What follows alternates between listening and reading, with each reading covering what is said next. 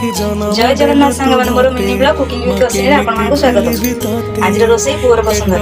Poor रोही माछ मुंड बहुत पसंद माछ मुंड करन बहुत पसंद। आज रोही माछ मुंड दही मसला फ्राई करी पुओ को दिएछि मामा मोर आज रोही माछ मुंड दही मसला फ्राई करू माछले खाइबी आसन देबे दही माछ मुंड पुओ बेगा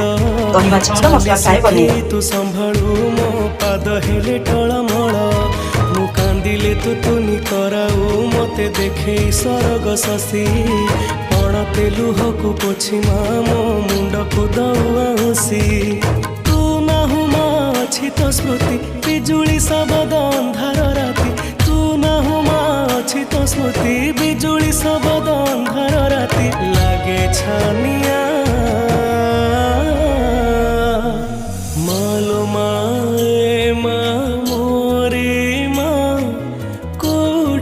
दही माछ मुंड मसला फ्राई पुओ पसंद आज बनिगला देखंतु केते सुंदर लागु।